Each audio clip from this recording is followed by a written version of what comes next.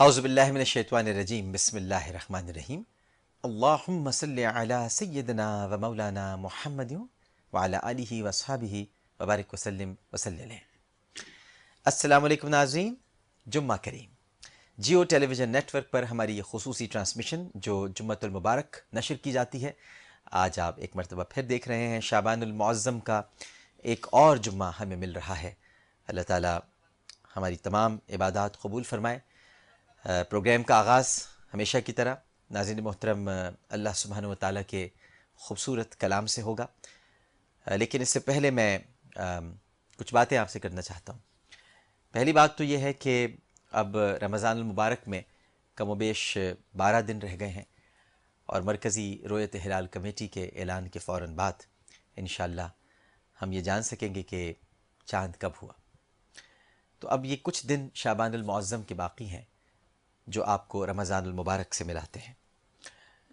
گزارش صرف اتنی ہے کہ نبی کریم صلی اللہ علیہ وآلہ وسلم اس ماہ مبارک میں کثرت سے روزے رکھا کرتے تھے، تو اگر ابھی بھی آپ روزے نہیں رکھ پائے ہیں تو یہ چند دن باقی بچے ہیں، ان دنوں کو غنیمت جانیے اور نبی کریم صلی اللہ علیہ وآلہ وسلم کی سنت کو زندہ کرتے ہوئے آقا کریم صلی اللہ علیہ وآلہ وسلم کی خوشی کا باعث بنے، تاکہ ہمارے آقا و مولا حضرت محمد مصطفیٰ صلی اللہ علیہ وآلہ وسلم آپ کی اس اطاعت پر طمانینت کا اظہار فرما سکیں۔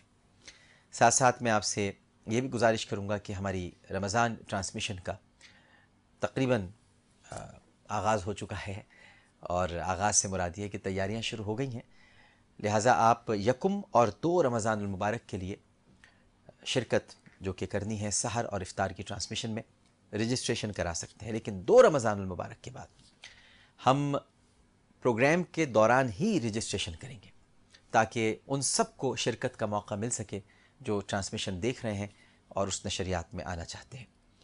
بہت اہم نشریات ہیں، بہت یادگار نشریات ہیں، اور آپ اس کے بارے میں بہت جلدی جان سکیں گے کہ کیا کیا اس نشریات میں ہونے جا رہے ہیں۔ تو ہم چلتے ہیں سب سے بہترین کلام کی طرف۔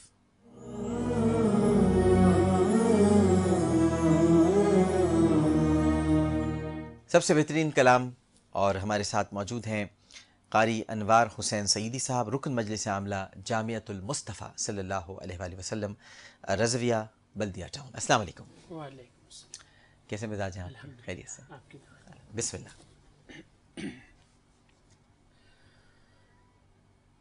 اعوذ باللہ من الشیطان الرجیم،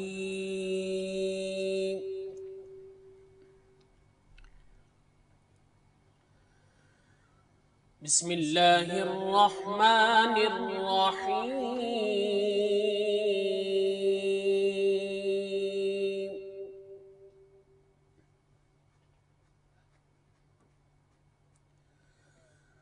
ان اللہ یأمر بالعدل والإحسان وإیتاء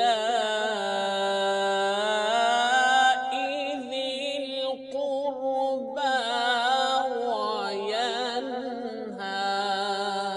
سبحان اللہ۔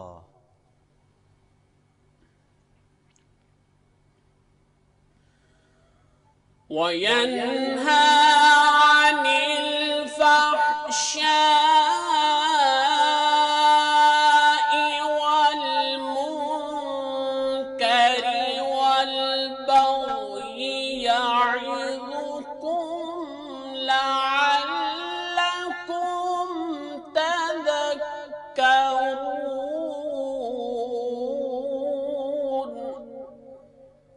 سبحان اللہ۔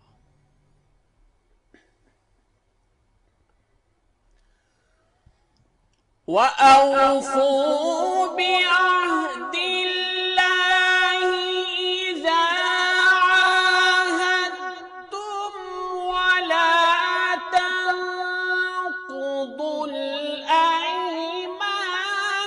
بَعْدَ تَوْكِيدِهَا وَقَدْ جَعَلْتُمُ اللَّهَ سبحان اللہ سبحان اللہ.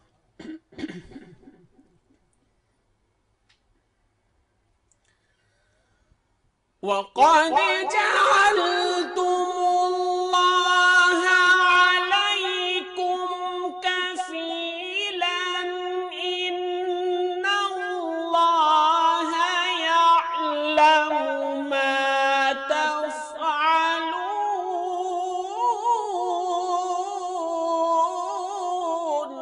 سبحان اللہ سبحان اللہ.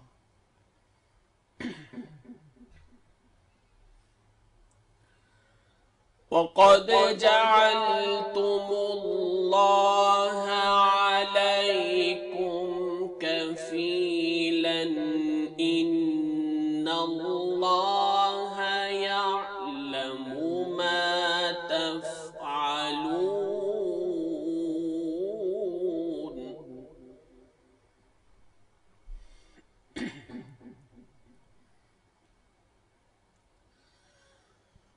وَلَا تَكُونُوا كَالَّتِي نَقَضَتْ غَزْلَهَا مِن بَعْدِ قُوَّةٍ أَنكَاثًا تَتَّخِذُونَ أَيْمَانَكُمْ دَخَلًا بَيْنَكُمْ. سبحان اللہ سبحان اللہ.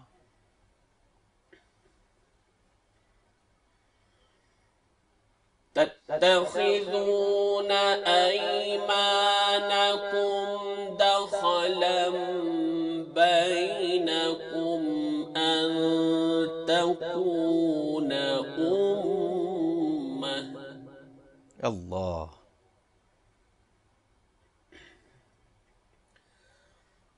أن تكون أمة هي أربى من أمة إنما سبحان اللہ.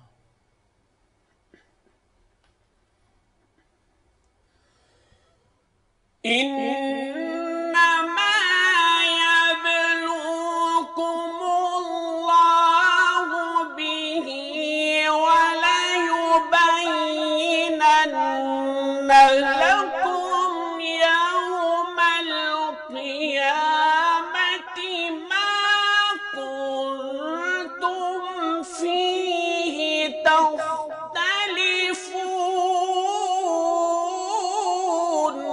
جزاک اللہ سبحان اللہ. وَلَيُبَيِّنَنَّ لَكُمْ يَوْمَ الْقِيَامَةِ مَا كُنتُمْ فِيهِ تَخْتَلِفُونَ. صدق اللہ العظیم. سبحان اللہ ماشاء اللہ جزاک اللہ. سورہ نحل اور آیات 90-92. بے شک اللہ ہر ایک کے ساتھ عدل اور احسان کا حکم فرماتا ہے اور قرابت داروں کو دیتے رہنے کا اور بے حیائی اور برے کاموں اور سرکشی اور نافرمانی سے منع فرماتا ہے. وہ تمہیں نصیحت فرماتا ہے تاکہ تم خوب یاد رکھو اور تم اللہ کا عہد پورا کر دیا کرو. جب تم عہد کرو اور قسموں کو پختہ کر لینے کے بعد انہیں مت توڑا کرو، حالانکہ تم اللہ کو اپنے آپ پر ضامن بنا چکے ہو. بے شک اللہ خوب جانتا ہے جو کچھ تم کرتے ہو. اور اس عورت کی طرح نہ ہو جاؤ جس نے اپنا سوت مضبوط کاٹ لینے کے بعد توڑ کر ٹکڑے ٹکڑے کر ڈالا. تم اپنی قسموں کو اپنے درمیان فریب کاری کا ذریعہ بناتے ہو تاکہ اس طرح ایک گروہ دوسرے گروہ سے زیادہ فائدہ اٹھانے والا ہو جائے. بات یہ ہے کہ اللہ بھی تمہیں اسی کے ذریعے آزماتا ہے اور وہ تمہارے لیے قیامت کے دن ان باتوں کو ضرور واضح فرما دے گا جن میں تم اختلاف کیا کرتے تھے. ناظرین محترم، قاری انوار حسین سعیدی صاحب نے جن آیات کی تلاوت فرمائی۔ عدالتی نظام میں بنیادی اہمیت عدل کو حاصل ہے، اس لیے اسلام نے سب سے زیادہ زور عدل و انصاف کے تقاضوں کی تکمیل پر دیا ہے۔ یہ جو آیات پڑھی گئیں، ان آیات میں اللہ تعالیٰ نے خصوصیت کے ساتھ عدل کرنے کا حکم دیا ہے، اور عدل سے مراد یہاں پر عدل مطلق ہے، جو فرد کو بھی شامل ہے اور معاشرے کو بھی، پھر چاہے وہ فرد حاکم ہو یا محکوم، مالدار ہو یا محتاج، طاقتور ہو یا کمزور، مرد ہو یا عورت، اس عدل کا حکم سب کو شامل ہے۔ قرآن کریم کی اس آیت کو مفسرین نے جامع ترین آیت کہا ہے، ایسی جامع ترین آیت جس میں اسلام کی تمام تعلیمات کا خلاصہ اور نچوڑ آ گیا ہے۔ اس لیے جمعۃ المبارک اور عیدین کے خطبوں میں یہ آیت ہمارے اسلاف اور بزرگان دین کے دور سے آج تک مسلسل تلاوت کی جا رہی ہے۔ حضرت عبداللہ ابن مسعود رضی اللہ تعالی عنہ ارشاد فرماتے ہیں کہ قرآن کریم کی جامع ترین آیت آیت عدل ہے، اور حافظ ابو یعلا نے صحابی رسول حضرت اقسم بن سیفی رضی اللہ تعالی عنہ کا واقعہ لکھا ہے کہ وہ اس آیت کی جامعیت سے متاثر ہو کر ہی دار اسلام میں داخل ہوئے۔ حضرت اقسم اپنے قوم کے سردار تھے۔ جب ان کو رحمت للعالمین صلی اللہ علیہ وآلہ وسلم کی بعثت کے بارے میں معلوم ہوا تو انہوں نے صورتحال جاننے کے لیے نبی کریم کی خدمت میں حاضری کا ارادہ کیا، لیکن قوم کے لوگوں نے کہا کہ آپ ہمارے بڑے ہیں، آپ نہ جائیے، ہم میں سے کوئی جا کر معلومات حاصل کر لے گا اور آپ کو باخبر کر دے گا۔ حضرت کو یہ مشورہ پسند آیا اور انہوں نے تحقیق حال کے لیے قبیلے کے 2 آدمی منتخب کر کے روانہ کیے۔ یہ دونوں شخص رحمت للعالمین صلی اللہ علیہ وآلہ وسلم کی خدمت میں حاضر ہوئے اور عرض کیا کہ ہم فلاں قبیلے سے حاضر ہوئے ہیں اور ہم صرف 2 باتیں پوچھنا چاہتے ہیں، من انتا وما انتا، آپ کون ہیں اور کیا ہیں؟ نبی کریم صلی اللہ علیہ وآلہ وسلم نے ارشاد فرمایا، پہلے سوال کا جواب تو یہ ہے کہ میں محمد بن عبداللہ صلی اللہ علیہ وآلہ وسلم، میں محمد ہوں، اور دوسرے سوال کا جواب یہ ہے کہ میں اللہ کا بندہ اور اس کا رسول ہوں۔ اس کے بعد آپ نے یہ آیت تلاوت فرمائی کہ ان اللہ یامر بالعدل۔ قاصدوں نے کہا کہ یہ آیت آپ دوبارہ تلاوت فرمائیں۔ آپ نے کئی مرتبہ یہ آیت ان کی خواہش پر تلاوت فرمائی، یہاں تک کہ ان کو حفظ ہو گئی۔ واپس جا کر انہوں نے اقسم بن سیفی رضی اللہ تعالیٰ عنہ کو بتلایا کہ پہلے سوال کے ذریعے ہم آپ کا حسب نسب جاننا چاہتے تھے، مگر انہوں نے کوئی خاص توجہ نہ دی اور صرف اپنا نام بتلانے پر اکتفا کیا، مگر ہم تحقیق کر کے آئے ہیں کہ ان کا جو نسب ہے بڑا عالی ہے اور بڑے محترم اور شریف گھرانے سے تعلق رکھتے ہیں۔ دوسرے سوال کے جواب میں انہوں نے کچھ جملے ارشاد فرمائے جو ہم آپ کی گوش گزار کرتے ہیں۔ چنانچہ قاصدوں نے وہی آیت پڑھ کر سنائی، ان اللہ یأمر بالعدل۔ حضرت اقسم نے آیت سننے کے بعد کہا کہ ایسا لگتا ہے کہ وہ اچھے اخلاق کی تعلیم دیتے ہیں اور برے اخلاق سے منع کرتے ہیں، تم سب ان کے دین میں داخل ہو جاؤ اور جلدی کرو تاکہ دوسروں سے مقدم رہو اور ان کے تابع نہ کہلاؤ۔ حضرت عثمان بن مظعون رضی اللہ تعالیٰ عنہ فرماتے ہیں کہ میں نے دوسروں کی دیکھا دیکھی اور شرما شرمی میں اسلام قبول کر لیا تھا، لیکن یہ نیا دین میرے دل میں پوری طرح سے راسخ نہیں ہو سکا تھا۔ ایک روز میں نبی کریم صلی اللہ علیہ وآلہ وسلم کی خدمت اقدس میں حاضر تھا کہ اچانک آپ پر نزول وحی کے آثار شروع ہوئے اور پھر یہ آیت نازل ہوئی۔ میں یہ کیفیت دیکھ کر اور یہ آیت سن کر بہت متاثر ہوا اور میرے دل میں اس نئے دین پر ایمان راسخ اور مستحکم ہو گیا۔ تفسیر ابن کثیر میں ولید بن مغیرہ کے حوالے سے نقل کیا گیا ہے کہ اس نے ایک مرتبہ یہ آیت سنی تو اس نے اپنی قوم کے پاس جا کر کہا کہ بخدا اس میں ایک خاص قسم کی حلاوت ہے اور اس میں خاص قسم کی رونق ہے، اس کی شاخیں نکلنے والی ہیں اور ان پر پھل لگنے والے ہیں، یہ کسی انسان کا کلام ہرگز نہیں ہو سکتا۔ بہرحال ناظرین محترم، اس آیت میں عدل کی اہمیت کو بیان کیا گیا ہے۔ عدل کے لفظی معنی ہے برابری کرنا، برابری کرنا، اور اس لفظ کی مناسبت سے لوگوں کے جھگڑے کے معاملات میں انصاف کے ساتھ فیصلہ کرنے کو عدل کہا جاتا ہے۔ علامہ ابن عربی نے لکھا ہے کہ اگر ہم عدل کے معنوں پر غور کریں تو وہ تو برابری کے ہیں، لیکن مختلف نسبتوں سے اس کا مفہوم مختلف ہو جاتا ہے۔ مثلا اگر انسان اپنے نفس اور اپنے رب کے درمیان عدل کرے تو اس کے معنی یہ ہوں گے کہ وہ اللہ تعالیٰ کے حق کو اور اس کے احکام کی بجا آوری کو اپنی خواہشات پر ترجیح دیتا ہے۔ اسی طرح خود انسان کا اپنی ذات اور اپنے نفس کے مابین عدل یہ ہے کہ وہ اس کو مہلکات یعنی ہلاک کرنے والی چیزوں سے محفوظ رکھے، جسمانی اور روحانی ضرر سے بچائے، وہ کام نہ کرے جو اس کے لیے مضر ہوں، اپنے نفس سے انصاف کا مطالبہ کرے، اپنے کسی فعل سے قول سے کسی کو ضرر نہ پہنچائے، کوئی ایذا اور تکلیف نہ دے، اور یہ تمام باتیں بھی عمل کے دائرے میں آتی ہیں۔ لیکن اصل عدل یہ ہے کہ جب دو فریق کسی معاملے میں فیصلے کے طلبگار بن کر آئے تو اسے چاہیے کہ وہ اپنی طبیعت کے میلان یا کسی داخلی اور خارجی دباؤ کا شکار ہوئے بغیر اور محرکات اور اثرات سے آزاد ہو کر فیصلہ کریں۔ عدل و انصاف کے پیمانوں پر عمل کرنا اجتماعی زندگی ہی میں ضروری نہیں ہے ناظرین محترم، بلکہ اپنی نجی زندگی میں بھی عدل کے تمام تقاضوں کو بروئے کار لانا ضروری ہے۔ سیدنا ابو بکر صدیق رضی اللہ تعالی عنہ، انہوں نے صدیق کے منصب پر اپنے آپ کو اللہ کے رسول کی دعا سے فائز کرایا، اور پھر منصب خلافت پر متمکن ہونے کے بعد اسی احساس کے نتیجے میں یہ ارشاد فرمایا کہ اے ایمان والوں، سچائی امانت ہے اور جھوٹ خیانت ہے۔ تم میں جو شخص کمزور ہے وہ اپنے آپ کو کمزور نہ سمجھے، میں اس کا حق اسے دلاؤں گا، اور جو طاقتور ہے وہ خود کو طاقتور نہ سمجھے، میں اس سے دوسرے کا حق لے کر رہوں گا۔ اس سے معلوم یہ ہوا کہ قیام عدل نبی کریم صلی اللہ علیہ وآلہ وسلم کے خلیفہ کی بڑی ذمہ داری ہے، اور اس ذمہ داری کا اولین تقاضا یہ ہے کہ طاقتور کو اس کی طاقت کی وجہ سے اہمیت نہ دی جائے۔ قرآن کریم میں عدل کو ہر جذبے سے مبرہ رکھا گیا ہے تاکہ عدل کرنے میں کوئی شخص کسی دھمکی سے مرعوب نہ ہو، کسی لالچ کے سامنے سرنگوں نہ ہو، غیظ و غضب اور خوشی و مسرت کے لمحات اس کے جذبات پر اثر انداز نہ ہو، اور جس کسی کے حق میں فیصلہ کرے اس کا وہ فیصلہ انصاف کے ساتھ ہو، خواہ مجبوری کی حالت میں ہو یا خوشی کی صورت میں۔ فیصلہ کرنے والے کی پسند ناپسند کو اس فیصلے میں کوئی دخل نہیں ہونا چاہیے۔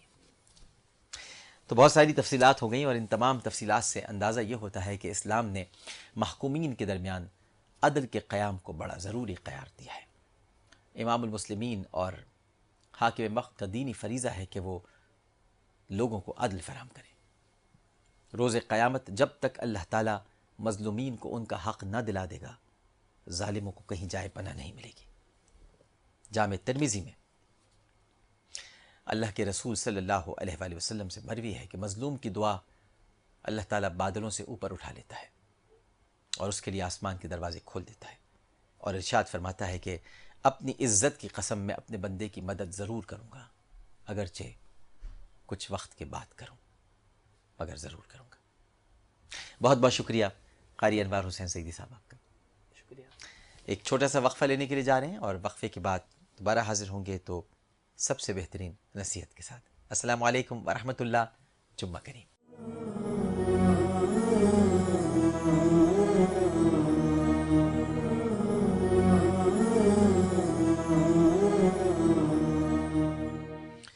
السلام علیکم ورحمۃ اللہ، جمعہ کریم کی خصوصی ٹرانسمیشن میں آپ کو خوش آمدید کہتا ہوں، اور اب وقت ہے سب سے بہترین نصیحت یعنی نبی کریم صلی اللہ علیہ وآلہ وسلم کی پیاری سی بات کا۔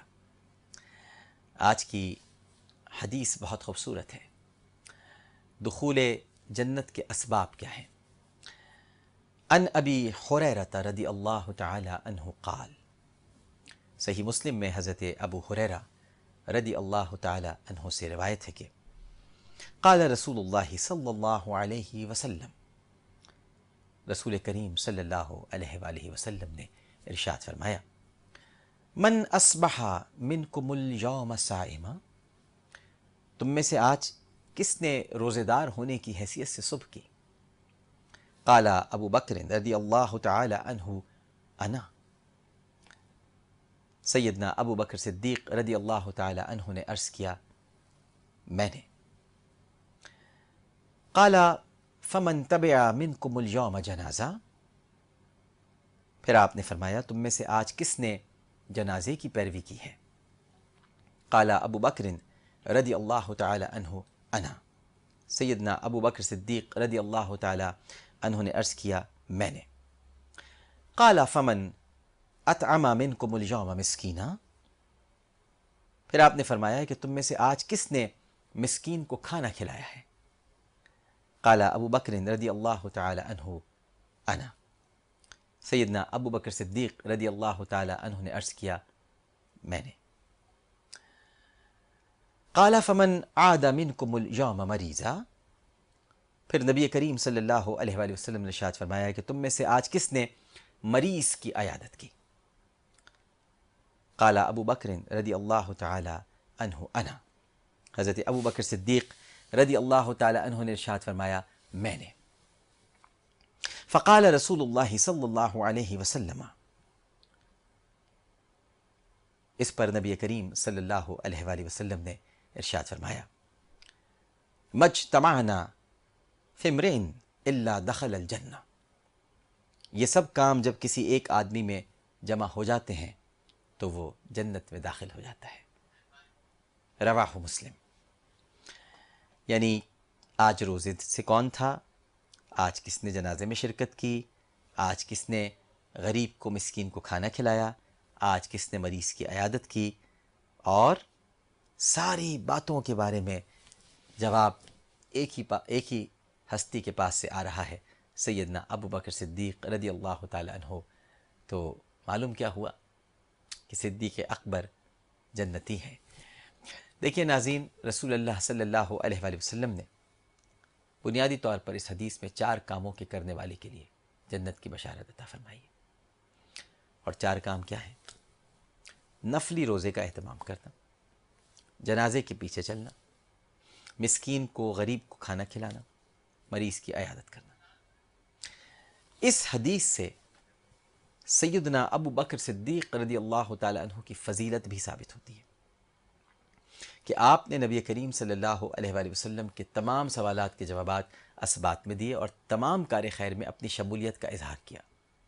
اور حقیقت یہ ہے کہ سیدنا ابو بکر صدیق رضی اللہ تعالی عنہ خیر و بھلائی کے کاموں میں سبقت لے جانے کی وجہ سے ہی اپنے حقیقی نام عبداللہ کے بجائے اپنی کنیت ابو بکر سے مشہور ہوئے۔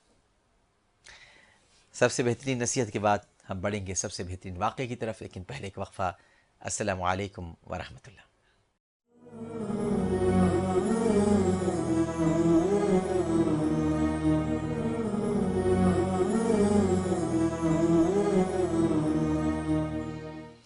السلام علیکم ورحمۃ اللہ۔ جمعہ کریم۔ تو جمعے کے ساتھ ساتھ اذکار کا آج تذکرہ نہیں ہوا، یہ کیا ہو گیا بھائی؟ تو اذکار تو بہت ضروری ہیں، درود شریف پڑھتے رہنا ہے آپ نے۔ اللہم صلی وسلم علی نبینا محمد صلی اللہ علیہ وآلہ وسلم۔ اس کے علاوہ سبحان اللہ و بحمدہ سبحان اللہ العظیم، سبحان اللہ و بحمدہ سبحان اللہ العظیم، لا الہ الا اللہ وحدہ لا شریک لہ، لہ الحمد ولہ الملک ولہ الحمد وہو علی کل شیء قدیر۔ اللہم عافنی فی بدنی، اللہم عافنی فی سمعی، اللہم عافنی فی بصری، لا الہ الا انت۔ اللہم انی اعوذ بکا من الکفر والفقر واعوذ بکا من عذاب القبر، لا الہ الا انت، لا الہ الا انت سبحانک انی کنت من الظالمین، لا الہ الا انت سبحانک انی کنت من الظالمین۔ حسبی اللہ لا الہ الا هو علیہ توکلت وهو رب العرش العظیم، حسبی اللہ لا الہ الا هو علیہ توکلت وهو رب العرش العظیم۔ اللہم انی اسألک العفو والعافیۃ فی الدنیا والآخرہ، اللہم انی اسألک العفو والعافیۃ فی دینی ودنیای واہلی ومالی، اللہم استر عوراتی وآمن رعاتی، اللہم احفظنی من بین یدی ومن خلفی وعن یمینی وعن شمالی ومن فوقی واعوذ بعظمتک ان اغتال من تحتی۔ اللہم انت ربی لا الہ الا انت خلقتنی وانا عبدک وانا علی عہدک ووعدک ما استطعت اعوذ بک من شر ما صنعت ابوء لک بنعمتک علی وابو بذنبی فاغفر لی فانہ لا یغفر الذنوب الا انت اللہم صلی وسلم علی نبینا محمد اللہم صلی وسلم علی نبینا محمد۔ غسل کرنا ہے، صاف ستھرے کپڑے پہننے ہیں، خوشبو لگانی ہے اور مسجد کی طرف جانا ہے۔ لیکن پہلے بہترین واقعہ، آج ہم حضرت ام معبد بنت خالد رضی اللہ تعالی عنہ کے بارے میں آپ کو بتائیں گے۔ حضرت ام معبد کا اصل نام عاتکہ تھا اور کنیت تھی ام معبد۔ باپ کا نام خالد بن خلیف تھا جو بنی خزاعہ سے تعلق رکھتے تھے۔ آپ کا نکاح اپنے چچا زاد بھائی تمیم بن عبد العزا بن مقتدد سے ہوا۔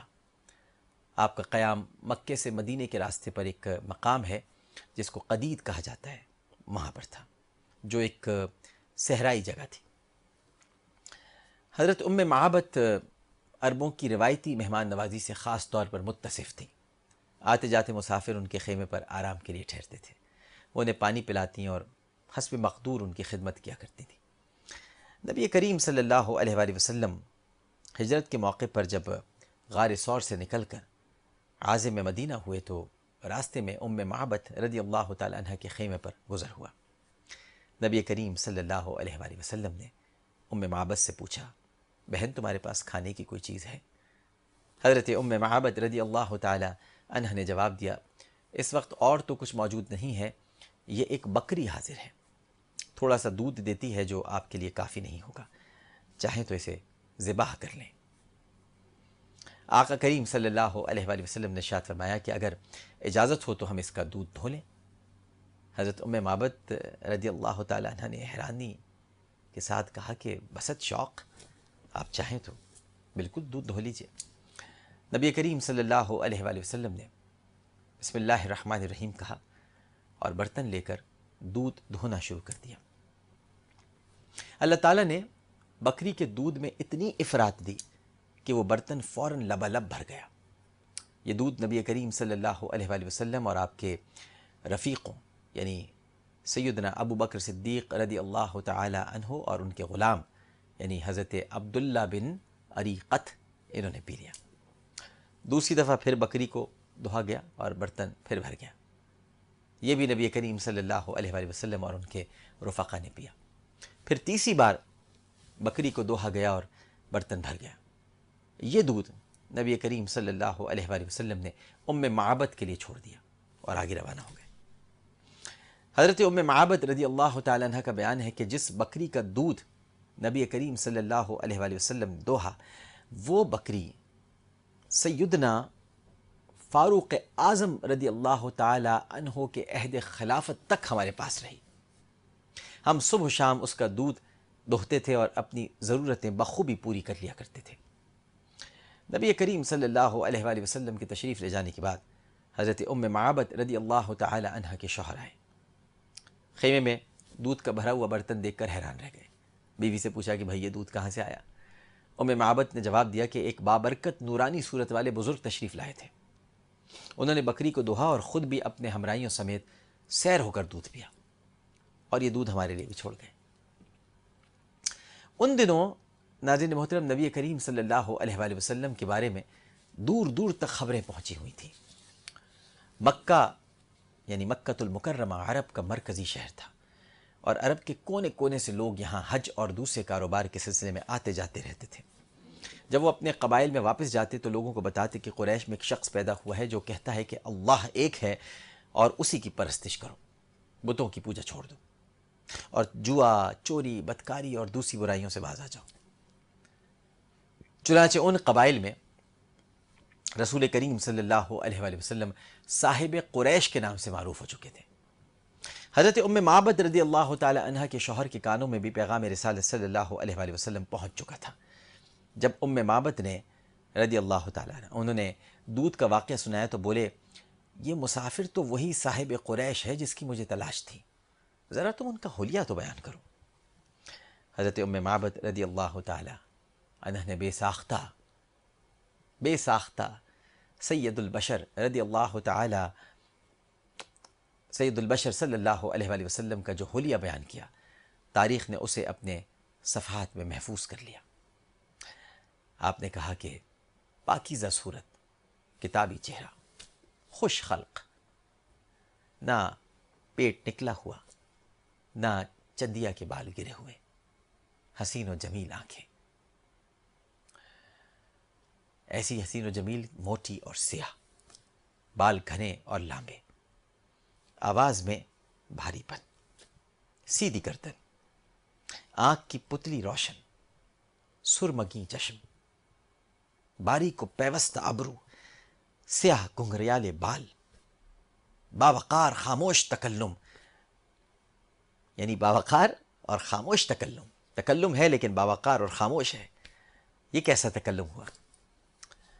اور اس تکلم میں انداز دل نشیں بھی موجود ہے، دور سے دیکھنے میں سجیلے اور دل ربا، قریب سے نہایت شیریں اور خوبرو، شیریں کلام، واضح الفاظ، یعنی کلام ایسا کہ جو الفاظ کی کمی بیشی سے پاک ہو، تمام گفتگو موتیوں کی لڑی جیسی پروئی ہوئی، یعنی مسلسل مربوط اور بامحل، میانہ قد کے کوتاہی سے حقیر نظر نہیں آتے معاذ اللہ، نہ طویل کے آنکھ اس سے نفرت کرتی معاذ اللہ، رفقا ایسے کہ ہر وقت گرد و پیش رہتے ہیں، جب وہ کچھ کہتے ہیں تو چپ چاپ سنتے ہیں، جب حکم دیتے ہیں تو تعمیل کے لیے لپکتے ہیں، مخدوم، متاع، نہ ادھوری بات کرنے والے اور نہ ضرورت سے زیادہ بولنے والے۔